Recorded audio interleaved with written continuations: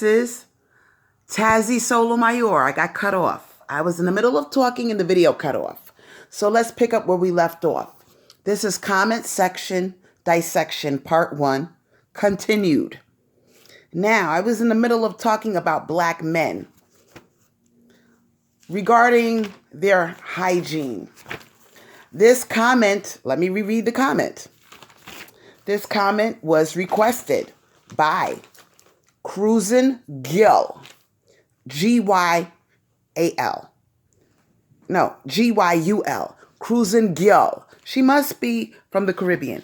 Now, let me reread her comment. She said, another one, black men out here looking disgusting, laughing my ass off. Let's get into her comment. Pick up where we left off. Like I said, black men walk around looking retarded. And the black men that know how to put on a suit, a tie, don't let them fool you because they mentally cannot stand your black ass, black women. You know, they really don't like black women and they prefer the Latina, the Asian, the Becky over you. These are the black men you know that got their shit together. So regarding appearance, well, black men who dress nice aren't necessarily so nice. A lot of them have fucked up mentalities and they like to blame black women for everything gone wrong. As well as these type of men sleep around a lot. They have options, unlimited options, because these mammies are stuck on them. They have a pick from all races of women who desire black men. These black men are at the top of the food chain in the black community. But back to the black men who dress sloppy, who have no pride in their appearance. They are everywhere. Some of them don't brush their teeth. Some of them don't wash their ass. Some of them have horrible body odor. There are stories pouring in from black women, and I've heard stories from friends of mine, from subscribers, that they see skid marks in black men's underwear. I've heard stories of black men who, you know, they don't like to wash their mouth. You know, have you ever been approached by a black man and he's like, yo, baby, I'm saying no. And when you look at his mouth up close, you can see he didn't brush his teeth because he has a thick layer of tartar on his teeth.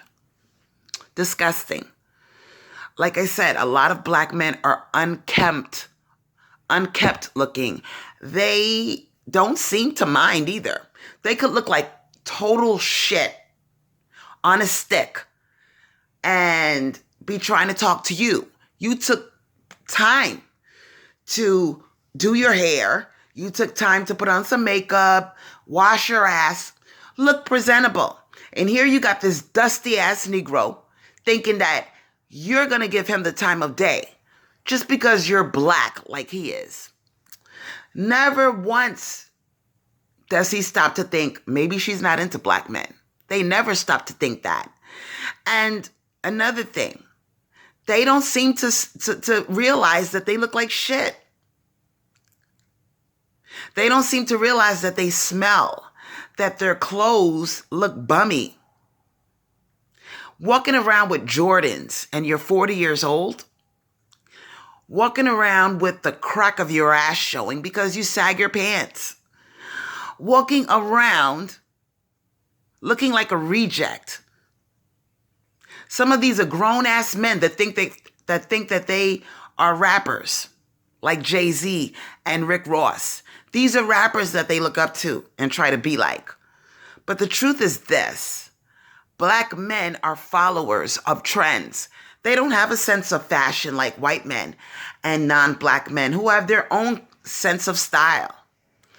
You know, a white man can throw on a pair of khakis, a nice cotton shirt, hair slicked back with some sunglasses, and look like $1 million.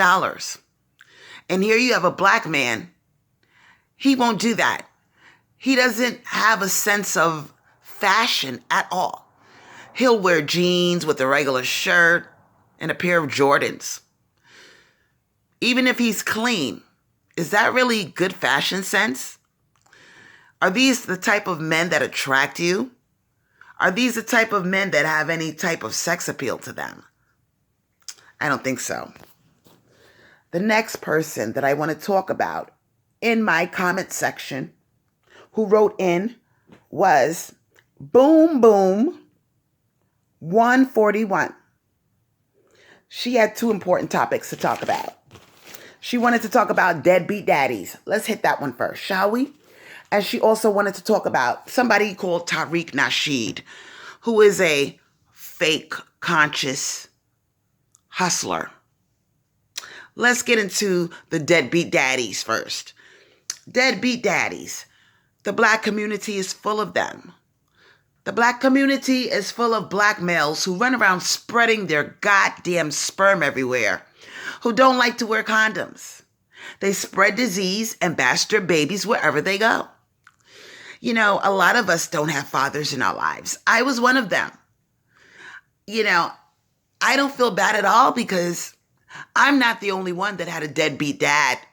You know, everybody I know, for the exception of a handful of people, had a father that was either half-assed or a complete deadbeat.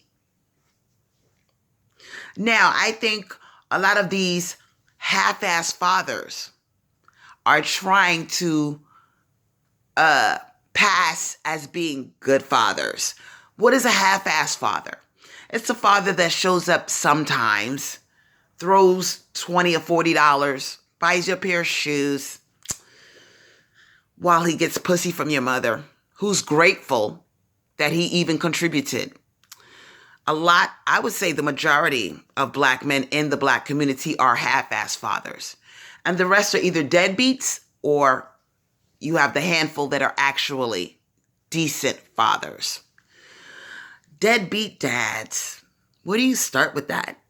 You know, this type of thing causes all type of psychological scars. Black males who don't have fathers really tend to be fucked up creatures. Whereas black women that don't have fathers, they tend to just be accepting of it.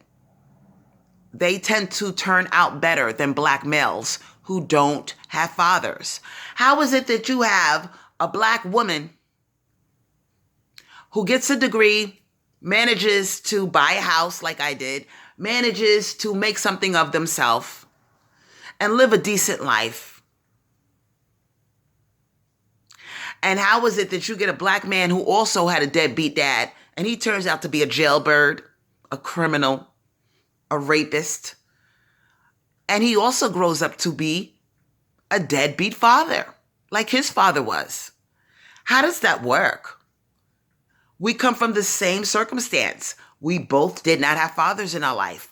But somehow the black woman has proved time and time again, despite these setbacks, like not having a father, they still managed to go to school. They still managed to work a decent job. They still managed to take care of their kids. Meanwhile, black men don't. So, black women, what is that saying about you? You're smarter. You're more resilient. You're stronger.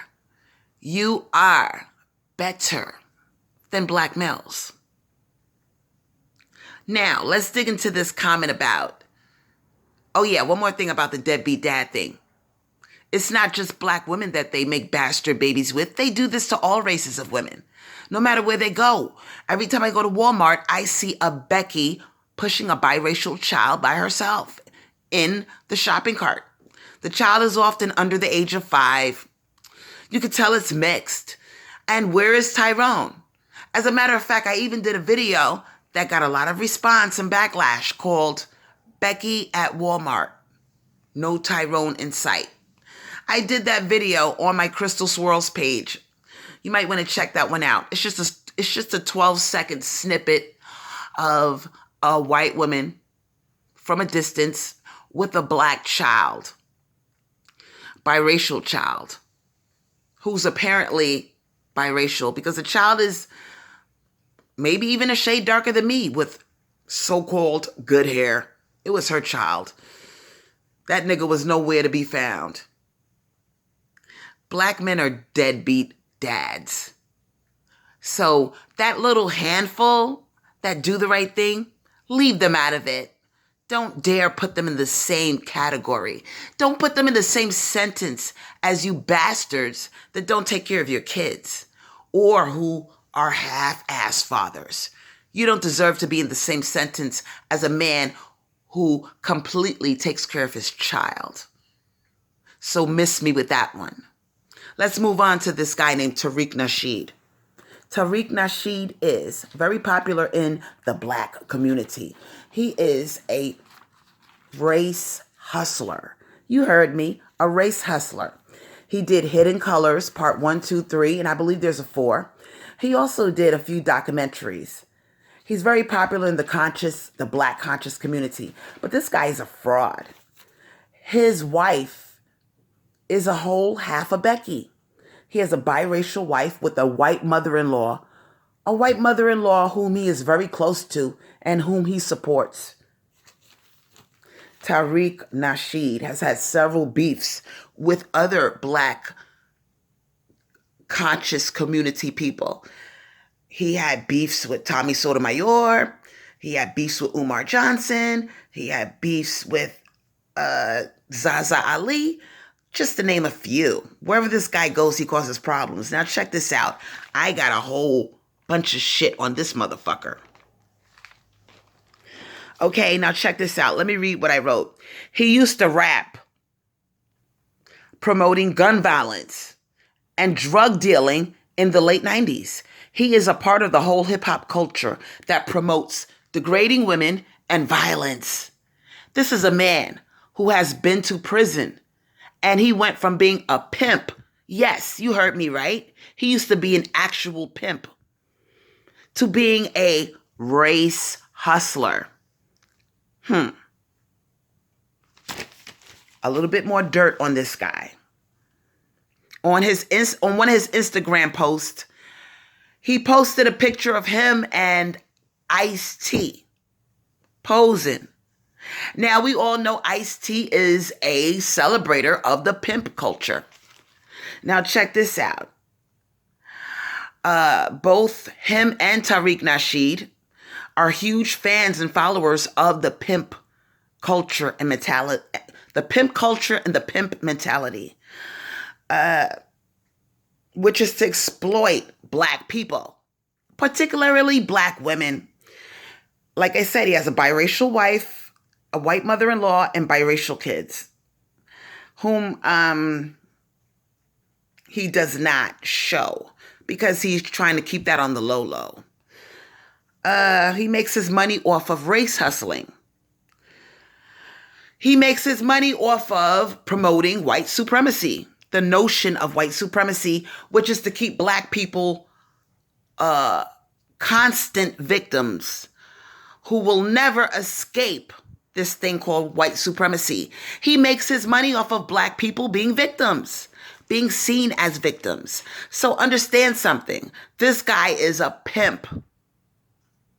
Instead of pimping women, he's pimping black people, fucking with their minds, making them think that they have no power. When the truth is this, black people have just as much opportunity as any other race in America. They can put up a store just like an Asian can. But Tariq Nasheed would rather feed you the nonsense that you're a victim of white supremacy. You're helpless. Okay? He offers no solutions to this thing called white supremacy, but yet he cries about it constantly. And I call Tariq Nasheed a black supremacist. He went to prison before. And like I said, he is what I call a mutt lover. What's a mutt lover? He loves half Beckys. What's a half Becky? A biracial woman. He doesn't love black women. He's a fake. So there you have it. He made The Art of Macking, and he also made a book called Finding the Mac Within, which promotes exploiting Black women and women in general, how to be a Mac daddy.